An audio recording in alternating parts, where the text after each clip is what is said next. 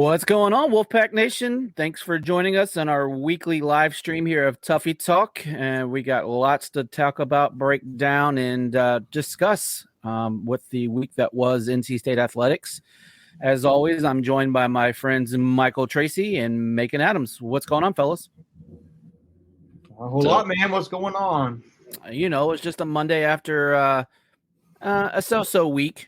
We'll definitely be talking about it. We got a national championship and we lost a couple ball games, but I don't know. And we got a spring game. We had a really wet and wacky State game. Couldn't lose, right? State couldn't lose, right? I know. So if you had the over or under, then you probably won. So we always like the winners in the gambling game. Not that we condone that, but where do we want to start with? We can go basketball, baseball, football. Let's go with what's on everybody's mind and just start with football. Yeah. That was probably on everybody's mind first. Yeah, I think that's a great place to start. So we got our first glimpse now, albeit a much toned down, watered down version, literally watered down version from all the rain on Saturday. But, we got our first glimpse of the 2023 NC State football team and the new look of Robert Anae's offense with Brennan Armstrong leading. Maybe. Right? So we'll definitely talk about that. But just, guys, give me your first thoughts on what you saw, what you liked. And we'll start with the offensive side of the ball first. You go, Michael. Yeah. I don't think it's any debate that MJ Morris was the best QB on Saturday. Yes, it is. No, I'm kidding. And the show's over. Well, no, I don't. I think there's obviously a debate on whether that means he'll be the starter in the fall, but he definitely played the best on Saturday. I thought the running what's that based on, Michael? Just for everybody who didn't watch it, just to figure out. Well, he was just pretty accurate the whole game, even in the rain. I don't think there was a final stat line. I didn't really for whatever reason they didn't. There was one at halftime, and I think he was at one point he was 10 or 12 for 125 yards or something. So in the rain it was pretty good. The rain obviously affected Brennan Armstrong. There were a couple throws that just sailed on him. Yeah. And you could tell it was definitely because of the wet ball. But MJ Morris, he had a beautiful throw over the middle, kind of on the run. Mm-hmm. So that was definitely encouraging. But he didn't play. He didn't play with the first team the whole first half, which was interesting. I think that was the biggest takeaway. That it seems that right now Brennan Armstrong is in the lead for the job. He played the full first half with the ones. And MJ Morris and Ben Finley split the twos. Yeah. So then I'm going to ask this question then. So you're saying that, and it's been this debate on Twitter this week of some fans have their guy and they want this guy and you need to start this guy. And the other fans have this guy. You got to start this guy. And you're just you suck as a coach if you don't play this guy. What are your thoughts about that, Greg, Michael? Because I'm curious, because we're fans. We're talking about this too. What do you think about it? Yeah, for me, I give the, if you're talking about a horse race, in the lead by a nose, I would definitely say it's Brennan Armstrong, just because of his familiarity with the Anae offense, and that I think you have more of a playbook with Armstrong at the quarterback position. Now, that's not to say that MJ can't come in and learn it. You saw what he did last year, coming in after, came in the summertime in June, and by, October, he was the starter. Now, obviously some of that out of necessity with the Leary injury, but he picked things up, and I didn't think he missed a beat. But with all that being said, I lean on Armstrong for a couple of reasons. One, he's a grad senior coming in, grad transfer. He's not going to come in just to sit on the bench, right?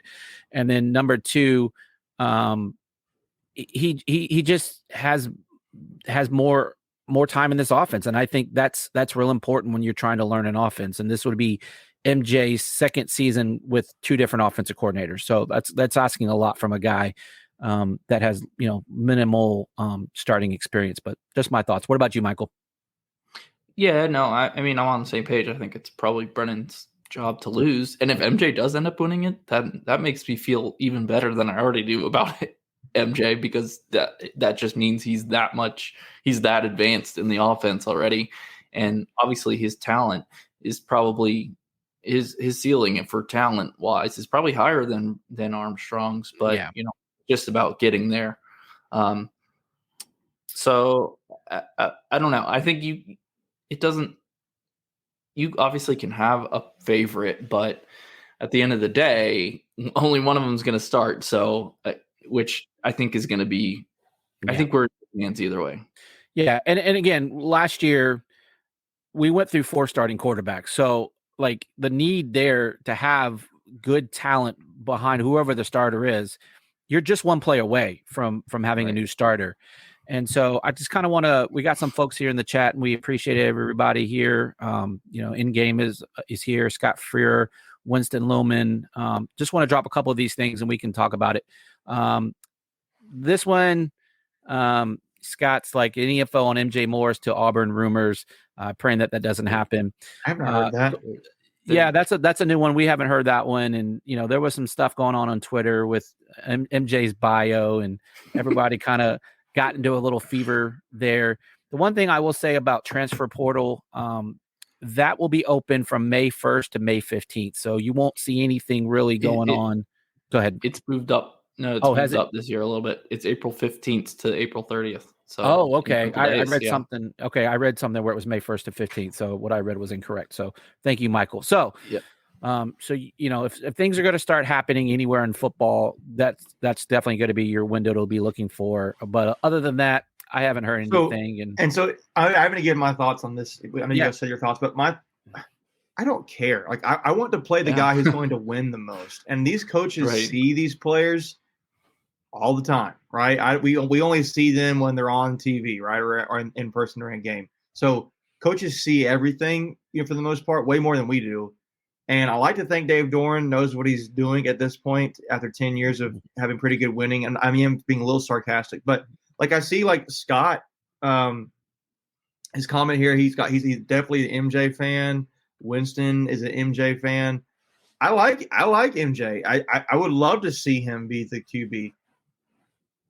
I just know that I've seen Brendan Armstrong in Robert and I's system put up 4,500 yards and what was it, like 40 touchdowns? 40 touchdowns. It was like some Madden numbers. Like guys, like that's one of the best QB stats and in a long time, right? In ACC play. And another thing that I was reading, he only played in 11 games that year because he got hurt for one and their bowl game got canceled. So he did that in 11 games. Yeah, I just think he can. I mean, MJ could be that much better. I don't know. I mean, I just don't care. I want to play the guy who wins the most. And so if it's MJ, great. If it's Brennan, great. But so let's put it this way. Let's have to say this. Let's say in theory the coaches view Brenham as the guy who's a better coach, but instead they just played MJ because for the argument we're mentioning here, like it's potential and those kinds of things. I mean, you don't know what you don't know, but like I thought the whole point is to win games. If that's MJ, that's great. I mean, you kind of want future. You're kind of balancing the future argument with win now, and Brendan Armstrong is a win now QB, and MJ could win now. And he's also a guy who could be here for 2-3 years more. I mean, like he could be. You just don't know anymore. And I don't know if in football you need to be planning for 3 years down the road and that kind of thing. I think with the transfer portal the way it is, you can just go and win now. And so each year's own thing. I don't really care. I just the one thing I will say with that too is, look, MJ could win this starting quarterback position, go out and throw 4,500 yards, and guess what? He's gone next year. Like, there's no guarantee. He could, right? He could go. Ohio State can pick him up if he plays those kind of stats, right? Yeah, I mean, look at look at baseball last year. Look at basketball this year with the guys that are starters on teams, and they're leaving. In good situations, you got guys that went to the Final Four that are leaving their squads, and they were starters. So there's no guarantee for the future. So I'm with you, Macon. I want to play the best person that puts my team in the best position to win ball games. So yeah, and Scott made the argument. I'm looking here in the live stream chat, saying, "What if they're close?" I say, "Go with the younger guy." Yeah, and it's a fair argument. I don't really know. I mean, it would. I think we all making fair points here. It's just, I thought the best throw of the day was MJ. Yeah, I thought the best runner of the day was MJ. Well, Macon, Michelle thinks you made the best point. So you have a fan out there. Thank you, Michelle. I'm kidding. It's just, I mean, I just want to win games. I don't really care how we do it. Ben Finley. We're just talking about him. If he's the best quarterback out of the three, go play Ben Finley. We're talking about that. I mean, I don't really care. It's just I want to win games. At the end of the day, this is all going to shake out, and we have no say in it. So just come along for the ride and support whoever gets that nod as the starter. But hey, guess what though? What else? Were there any other players on the field? That's what I was just ready to say. There's more than just a quarterback. So we've done away with that whole conversation. We've addressed it. You can come back to it, but you know what's going to happen? Somebody about 30 minutes from now is going to be like, "Hey, what about the QB? What about MJ?" Yeah. So, what are the good? Who's running the show, Macon? Who's running the show? You are. I'm sorry. I'm just getting to it. I'm sorry. I'm getting passionate. You lead it. You lead it. No, buddy, you're good. So as Macon was probably going, who else on the field flashed for you guys?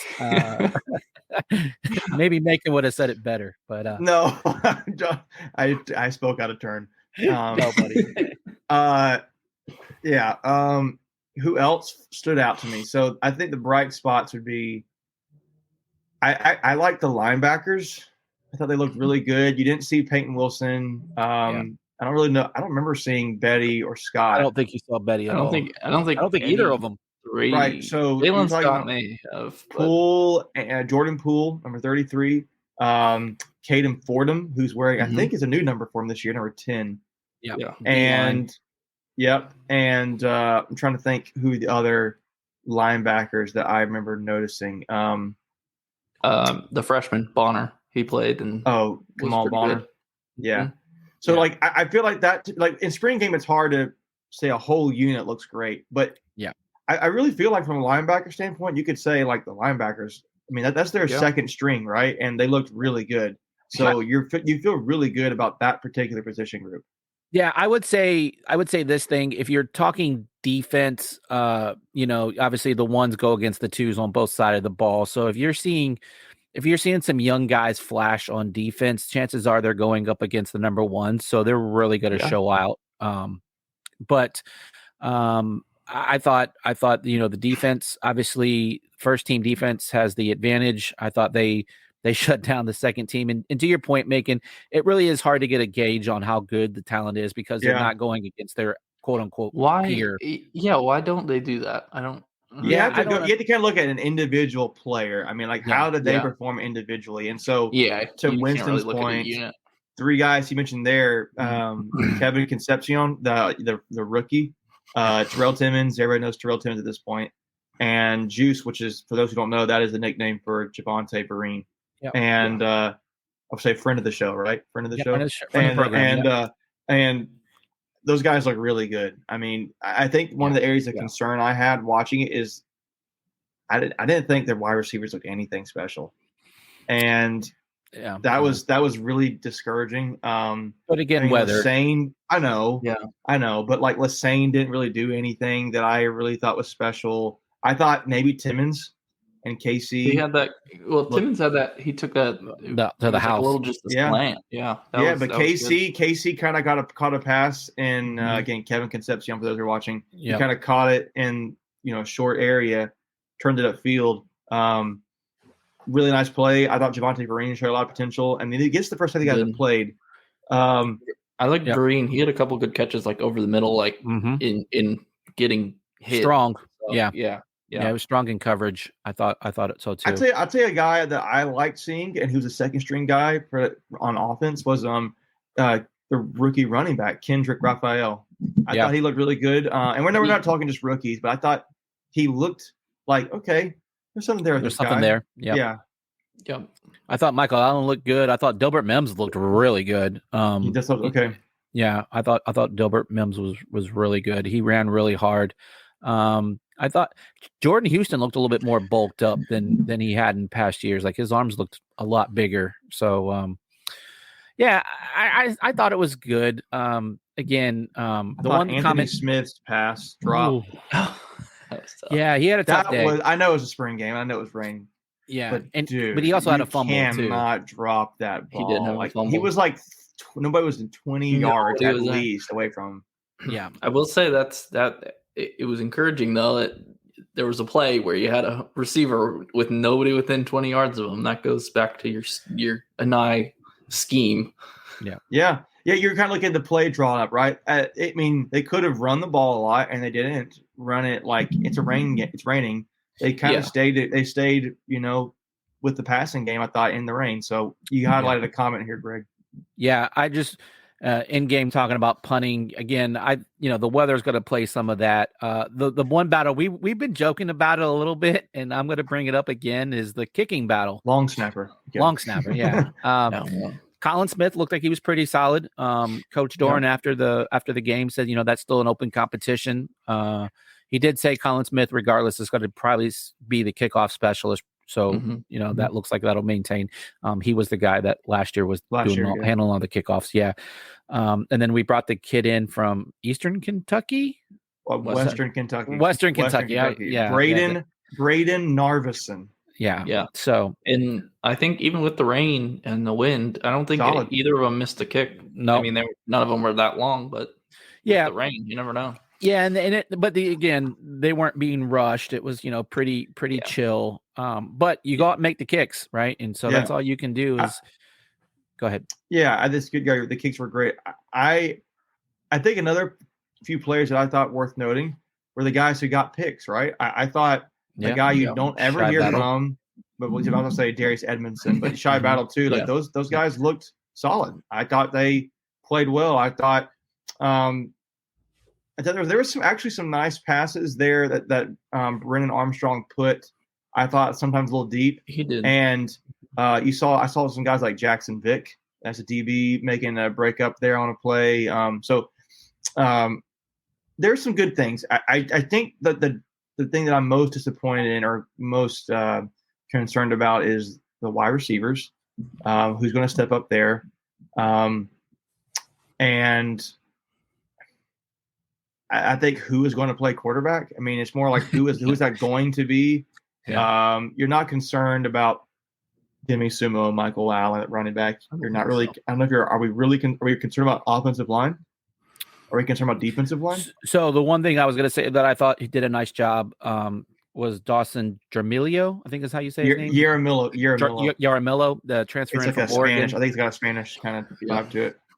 Just say Mr. Mullet. He did some nice things. They had him at center. They had him play multiple. I think every position on one. Yeah, and we talked about on our private Discord. I think you're going to see him. He's going to be basically the Bryce and Spees of last year. He's going to, he may not start, initially, but either between injury or just, subbing in and out. I think he's going to be a key cog in that offensive line. Yeah. So, Dylan McMahon, I don't think played. He didn't. No. Eason, I don't think played, but neither did McKay. Guys.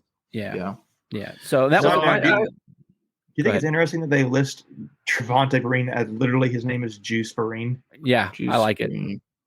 It's good NIL stuff, right? Yeah, I think he needs to get like Capri Sun or Juicy Juice. Yeah, exactly. Go. So, look, we got lots of D-line look good. Yeah, Davin Van had a strip and a fumble recovery that was just like he was just like all the strongest guy out there. Yeah. Hey guys, this just in, we officially made it. Skipping a fish fry to be on here. Whoa, beating the fish fry. Wow, I'm honored. I'm honored. I don't know if I would have said the same. If I knew this fish fry, I would not be here. Don't get me in the way of Well, food. hey, I will put to each his own, I guess. No, I'm kidding. Yeah. I'm kidding. That's another Happy one of to our have friends. you here. Yeah. But I think we can pretty much wrap a bow on the spring game. It was good to just see some guys out there hitting. And look, any fans that were there, my hats are off to you. You guys are some hardy fans, Real fans that dealt with some nasty conditions. It was cold and rainy, so great job for the guys and girls out there that was supporting that team. So and Endgame.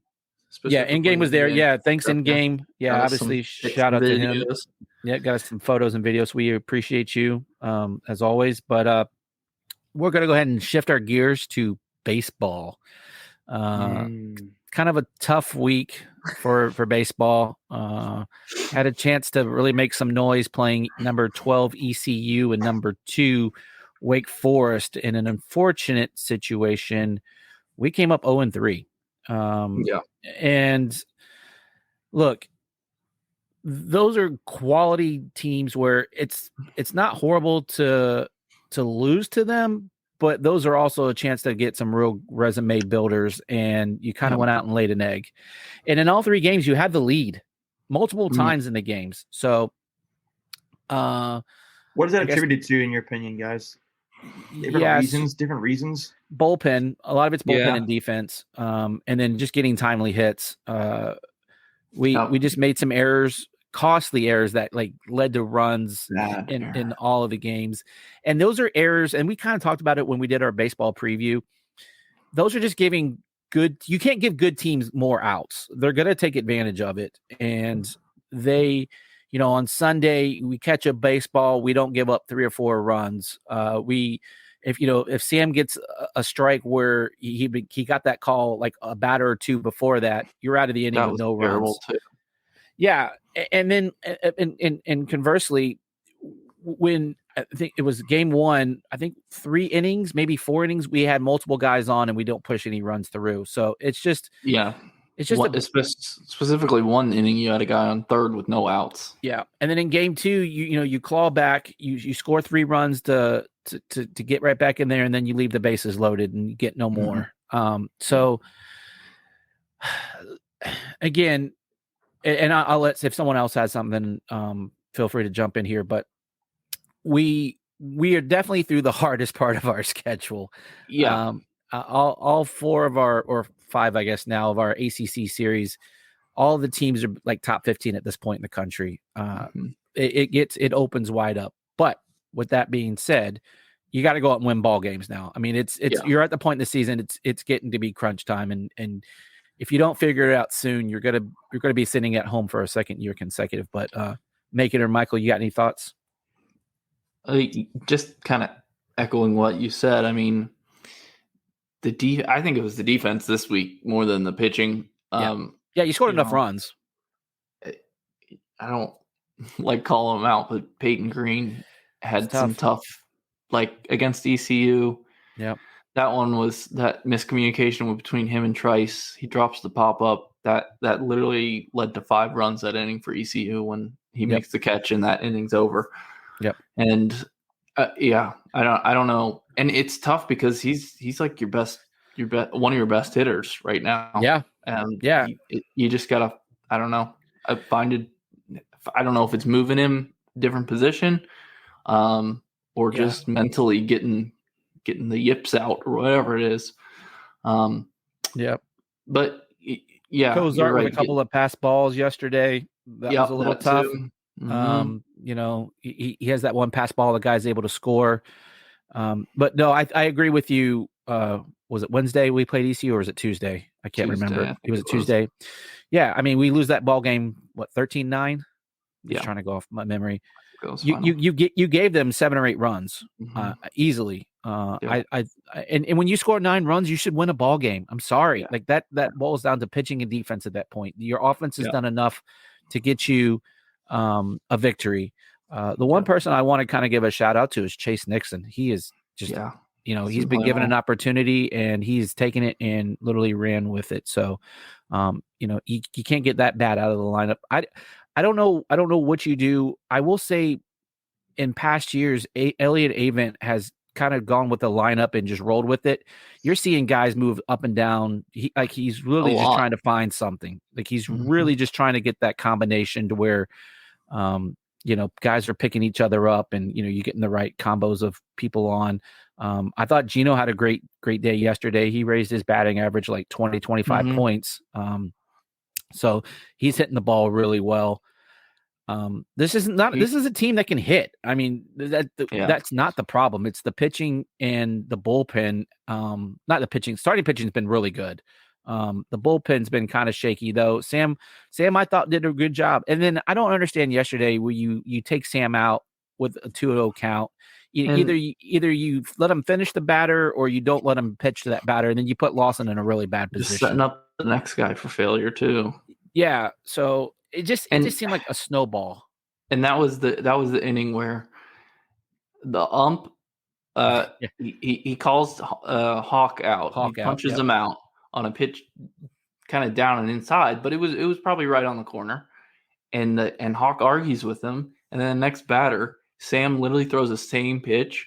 It's a right-handed batter. Yep. So it's kind of down and away, but it's the same location. And twice he calls it a ball, when twice that would have struck him out. And then you get 2 more runs, he gets the bases loaded, and then that's when they take him out. And it's like that was tough, because that really, that was not on Sam. He was pitching well. No, he was dealing. And their pitcher Sullivan, he was just killing us, man. I think at one point he struck out like 6 of 8 batters in a row. Like it was just, we just didn't have an answer for him. So, but like I said, we got UNC Wilmington tomorrow, which if you guys are interested, we're going to have a pair of tickets. I just realized that I have tickets tomorrow that I won't be able to use. So we'll throw those out there and we'll give them away to somebody. So just, give us a follow, or if anyone in the chat reaches out to us privately, we'll get you those tickets since you guys are listening to us tonight. But yeah, any other thoughts? I mean, we got a series again with FSU this weekend, and a bad FSU team. Now, though, they did just beat Clemson, which is just as bad as well. But those are our next 2 ACC series, and then we have Notre. Then I think it's Carolina, Notre Dame, then Pitt. I think is the order. I might have Carolina, Clemson. Notre Dame. It's FSU, Clemson. Yeah, it's FSU, Clemson, and then it's either Carolina or Notre Dame. I might have those flipped, and then it's the other one, and then Pitt to end the series or season. Excuse me. So we got to go win some series, and we're going to probably need a couple sweeps, to be honest with you. You're still in position. Looking at RPI after yesterday, where you lost 2 games to Wake Forest, you moved up 1 spot in the RPI from 10 to 9. Oh, so you're saying that's just like basketball then? Yeah. That sounds like it's a weird setup. But I mean, that's State's got that going for them. They don't have any losses to a team. Let's see, where's Louisville? Louisville's back up in the top 25. They dropped out, but after I think they swept Boston College this weekend. So yeah, State doesn't have any losses to a team outside the top 23. No bad losses in RPI.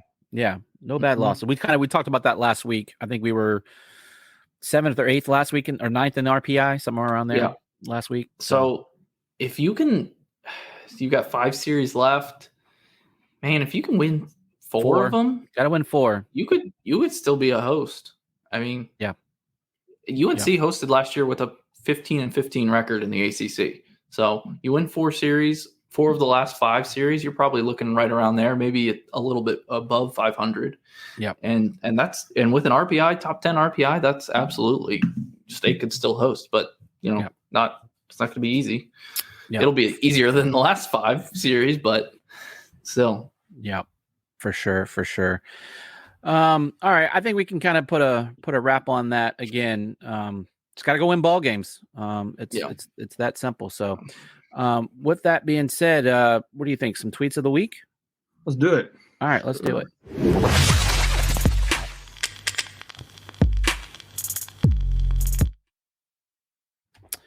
All right, we're going to talk some tweets of the week, and I want to start off with another national championship. How about that, guys? What are you guys thinking?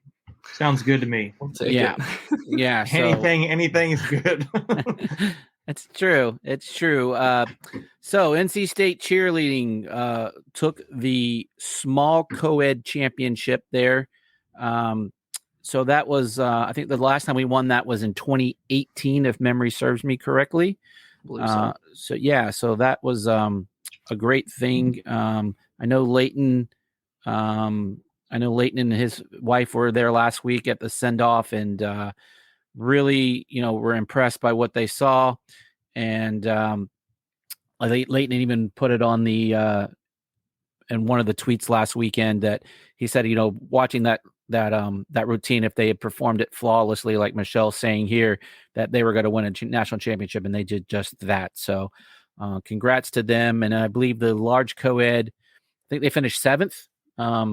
So I think they were like one of the few teams that had both teams in the top 10. So again, NC State cheerleading kind of just leading from the front.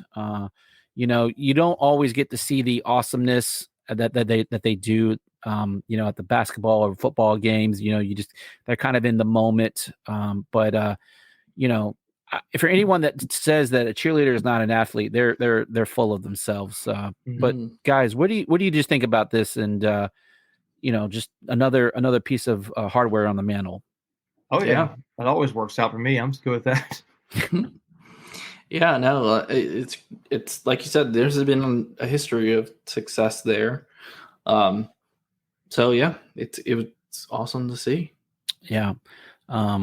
Obviously, I shared this story a couple weeks ago. I had a friend; she was Miss Wolf back in 2016 when they won a national championship, and I shared the picture of her ring, and I definitely got a little jealous and envy. That's pretty cool to have that all these guys and girls can say that they're national champions. So, congrats again to them, and we couldn't be more proud to. They're the ones that get us hyped up in these games, and right. They're the ones that. Just get it going. And I think they were, rewarded by getting to perform at the hockey game a few weeks ago.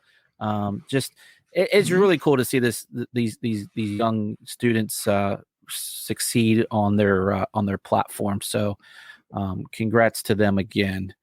So let's go ahead and check the next tweet out here. Along the same lines, a best for the winner. We're sitting now. This is what kind of question I have for you guys. We're number 9. Is that the rankings after the winner, or that's where we ranked for the winter sports? Do either one of you know? After the winner, so that includes fall sport. Yeah. It's cumulative, I think. Cumulative. Yeah, that's what I wasn't sure about. So this tweet, hold on, I got to kind of blow these up because I can't really read them, and I want to give everybody credit. So if anyone's in the chat, if you want to just share, Macon, this is from NC State Athletics, and it's for the first time ever, the Pack finishes the winner in the Directors Cup standings in the top 10 in back-to-back years. So obviously strong showings by the wrestling team, finishing in the what do we finish at the, I think it was top 10, wasn't it, in the nationals? In wrestling? Maybe 12. Was it 12? I don't know where it was. In wrestling? Yeah. I think they were 10. I think they finished 10th. Right at 10th. Yeah. And then Caitlin Toohey just crushing it, getting multiple national champions. And then at the swimming and diving, you had the men's team finish 5th? Yeah. 3rd? Something like that. I do not recall the answer to that question. Yeah. So anyway, bottom line is they're just out there crushing it and making us all proud. And hopefully our spring sports can maybe get us in the top 10 for the whole year. I don't think it's been a while, because I think we ended up finishing like 18th, 19th, something like that last year overall. I think is where we were at. So top 20.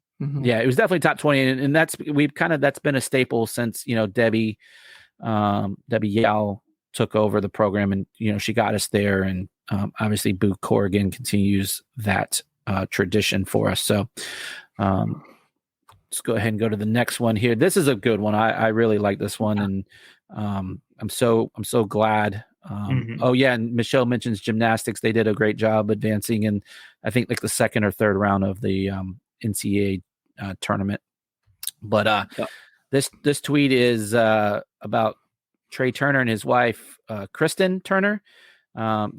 donating $1 million to Path Athletics, and I know that money was going to be divided between the gymnastics team and the baseball team. Obviously, Kristen Turner was a gymnast first state, and we all know about Trey Turner, pretty good baseball player. So, yeah, taking that money, that hard-earned money from his like $350 million contract, and throwing a few ducats to NC State, and obviously we're proud of that. But guys, what are your thoughts on former athletes? By the way, I think this was the largest donation ever by an athlete, an active athlete. I think it's an active. I think it's active athletic alum kind of thing. Yeah. So what are your thoughts about this? I mean, this is big stuff. No, that's great. That's what we need. I mean, that's another advantage of developing guys, putting them in the pros. When they sign those $100 million contracts, they give some of it back. And that's crazy. That's crazy, right? Yeah. I mean, that's like pocket change in some ways. That's crazy. I know. Yeah. And there's lots of athletes that do it. That don't. Hold up. Wait a minute. Don't want to be public. You just said doo-doo. I'm just gonna point that out, and like keep continue on. All right, we digress. Sorry, we digress. But no, I think it's great when these athletes and people don't forget where they came from, right? It's kind of we gave, well, not we at Tuffy Talk, which but NC State Athletics gave both Kristen and Trey an opportunity, and guess what? They met, right? So, like, you think about that. If either one of them doesn't get a scholarship to play at NC State, they may never meet. So, I think that's just a really cool, just a great way to give back to your college. So, and there's plenty of athletes other athletes that donate that just may not be. Sure. Public for whatever reason.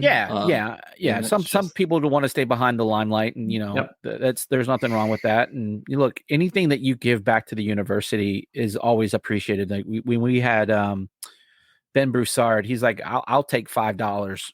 I mean, every dollar does really count when you're trying to put student athletes through school or build facilities. And this is great money to help improve NC State's athletics stature in the public eye. So good stuff there. Go ahead. We're going to jump to some basketball tweets here, and this is Macon's kind of his thing, and this is some interesting stuff that I saw, and just talking from On3. Over 20% of Division I college basketball scholarship players have entered the transfer portal per Mitzi, I guess. I can't really read it. Sorry. Zenitz. Matt Zenitz. Yeah, I see the official one here. Matt Zenitz.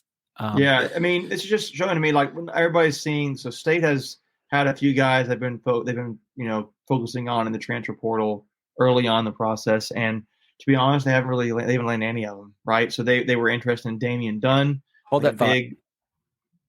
Keep going, but keep going. Hold names, because we have a couple of tweets that are talking about this. A few guys that they missed on, and but I mean, when you're talking about like that number there is 20%. So we did. I think someone said it was like in our private chat we have, it's like 5,300 student athletes in the D1 basketball. So you're talking guys like over 1,000 players already in the portal, and State's only looked at like had 4, right? I mean, those are 4 guys they wanted, and that is something. But there's so many opportunities out there still to get really good, talented players that come play in the ACC at NC State. So while it is like a bummer and it's just like it stinks, it's not like State's not going to get other. That's a hilarious tweet. Yeah, go ahead. No, as you're, because I can hear it in your voice, and so. Where I wanted to take this next tweet is it's a little brevity to the situation, but it's Raleigh Wood Scott, one of everyone's favorite follows on Twitter. Is the picture of Andre the Giant, and if Chuck Coates was here, he actually wrestled Andre the Giant. I don't know if you guys know that. Yeah, but this is me trying to stop myself from saying that Kevin Keats has more swing and misses than our baseball team tweet. Now, and it's like a tweet of Andre Giant, like, wait, no, don't do it. No. It's kind of like that. Yep. Back off. But again, and and I'm going to lead this right into our next tweet. So I'll just do a little rapid fire here. This is a one that I saw. Now their display name is NC State Athletics, but it's obviously not the real one. It's truncated, so I can't give proper credit. But this goes to say Jarkel Joyner didn't enter the portal until April 12th and didn't commit until April 20th. Dusan Mahorchik didn't commit until May 3rd. DJ Burns didn't enter the portal until April 27th and didn't commit until May 11th.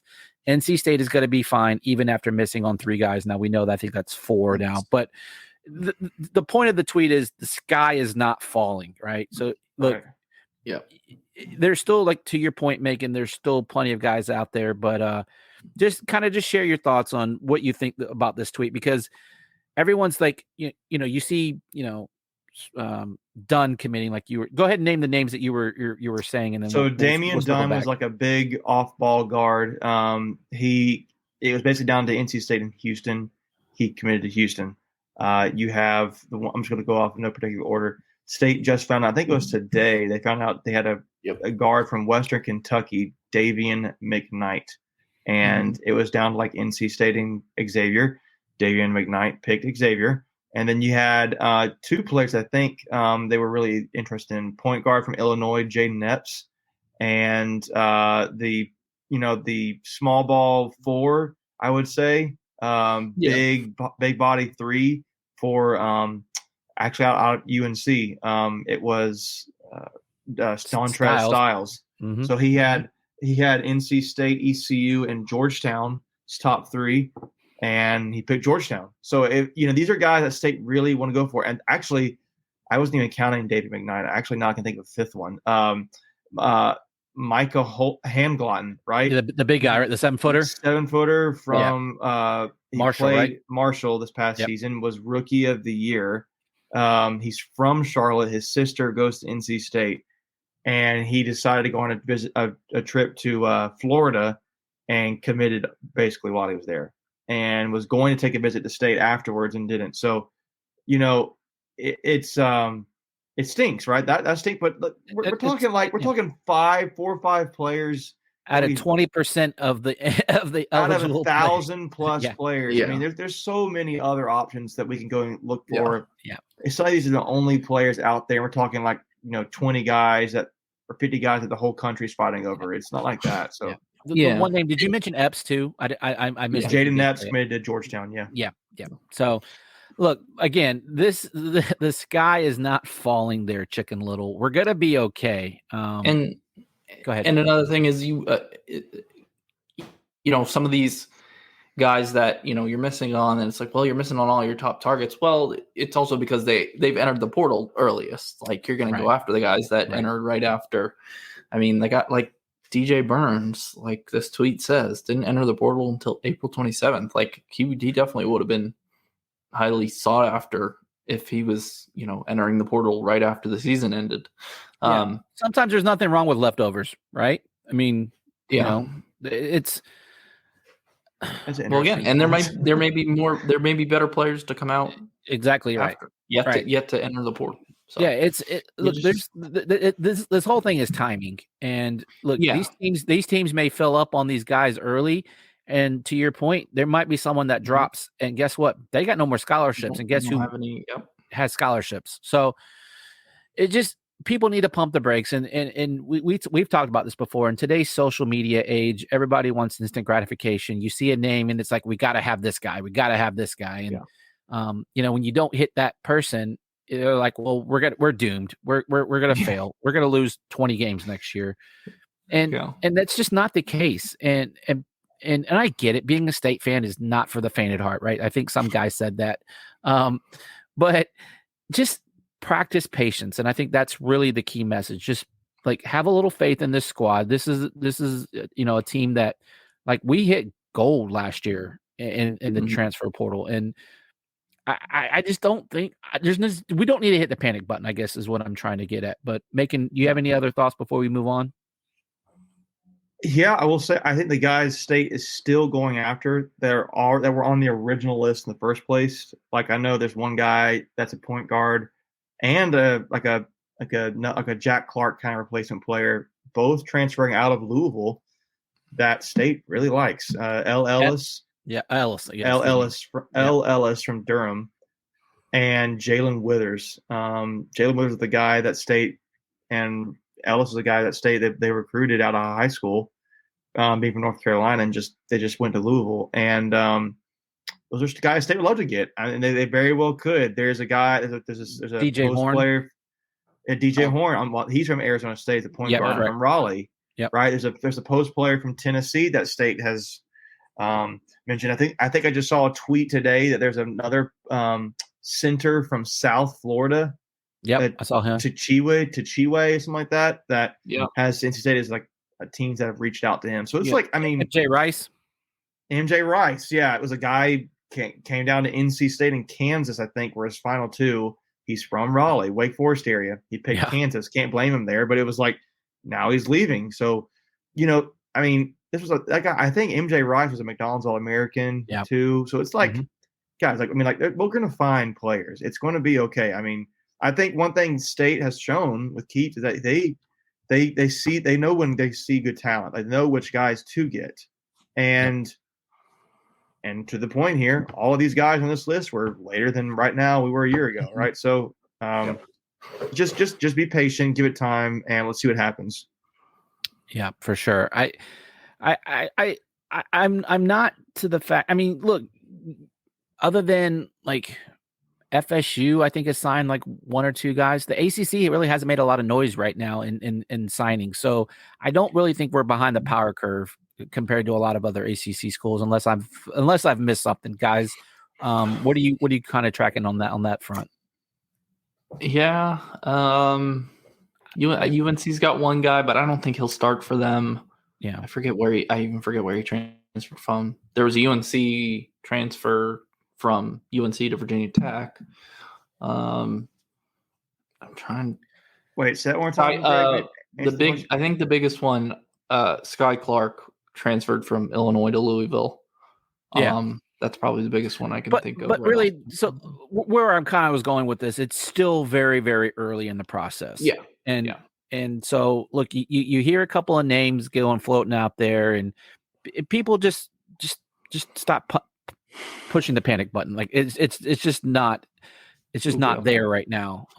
Now look, in a month or two when this thing closes up and then we see what we got compared to other teams, okay, maybe we have that conversation. Yeah, absolutely. So but anyway, I think we've beaten this horse enough. So I just I guess the other thing, you see how all these fans, and look, we're just fans too, but you see everyone just I mean, my timeline was full of it this past weekend when you started seeing these guys that we were really targeting, and it gets like I love Twitter and I hate it at the same time. It gets very tiresome, and we always try to maintain positivity here, and I get it. Everybody wants to see a winner, and I don't know. I'm just ranting, guys, but we're here to say it's going to be all right. It's going to be all right. We got plenty of other teams that are really doing well. So anyway, all right, moving on. What do you guys want to talk about next? I've been rambling. What are you guys feeling? Anything out there that we haven't talked about? Did we talk about MJ Morris? Oh, I don't know. Who is that? What about you guys like? No, I'm this is the kind of part of the season where I really turn my eyes towards baseball, and NC State, athletic season's kind of sooner rather than later coming to a close, guys. Right? So we're going to soon be able to look back on this. I'm really starting to get sad and depressed that we're not going to have any of these teams playing, but we're almost to the summer months, the lull between the storms, right? Yeah, and I don't know.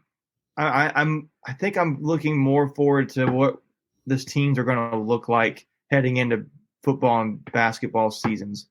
I think maybe another thing that we didn't talk about much is women's basketball. You saw Jakia Brown-Turner transfer to Maryland. Yeah, we got to pull that one up. Yeah, good call. Transfer to Maryland. And I don't know who State is going to be targeting in the transfer portal, but it applies to women too. They're transferring too. Yeah. So it would be very interesting to see who State goes after there. I mean, you saw like Haley Van Lith transfer out of Louisville. And yeah, that was a big one. That was, I think it's Haley, right? Her name's Haley. That's kind of the point I was making earlier, right? Talking about MJ Morris, that it doesn't matter that you have a guy or girl on their Final team. Four, Final Elite Eight team. What were they? Elite Eight. Elite Eight, yeah. They lost Elite to Eight. Iowa. Right. Yeah. So Elite Eight team, the star on the team, and is like, I'm done.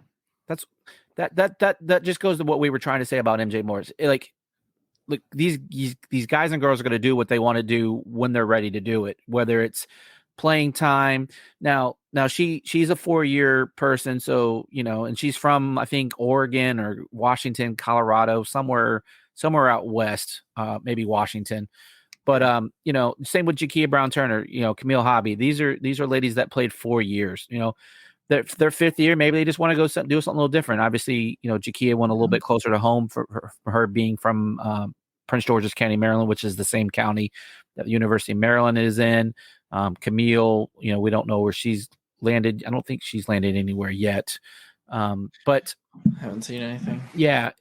Look, after 4 years, just think about you as adults. Like when you've been at the same job for 4 years, sometimes you want to just go somewhere else, right? Make a name for yourself somewhere else. So that's what this portal has done for these student athletes, is just give them an opportunity where they're not just, pigeonholed into one location. So, yeah, I want to mention this, Michelle, women's tennis, got a nice win today.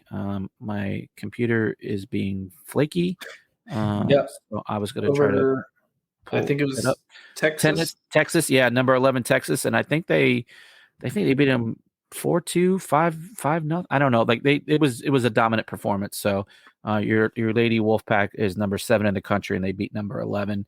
The men had a nice win over the weekend in tennis. I can't remember who they beat. It was a ranked opponent. I don't have it in front of me. But something else I want to kind of mention, a program that we talk about a lot on Tuffy Talk is club sailing. Club sailing. I'm reading here the announcement. Yeah, NC State I did see that. Yeah, NC State Sailing wins the South Atlantic Intercollegiate Sailing Association Conference Championship. That is a mouthful. They earned the inaugural Richard L. Tillman Trophy and secured a return trip to the ICSA College Sailing Nationals this May in Kingsport, New York. This is the second year in a row NC State Sailing has won the SAISA, again, another mouthful, conference championship, and the third year in a row that we're going to nationals. I'm not going to repeat all those letters because that's a lot of abbreviations. But long story short, that's just a great program that is making the mark, and obviously it's not a Division I team, but still a program that's very proud and represents the university well. We'll probably have them on. We usually have them on yearly when they make their trip. They'll be doing some fundraising, so if you have the means to go out and support these young men and women who just do what they love, and they do it.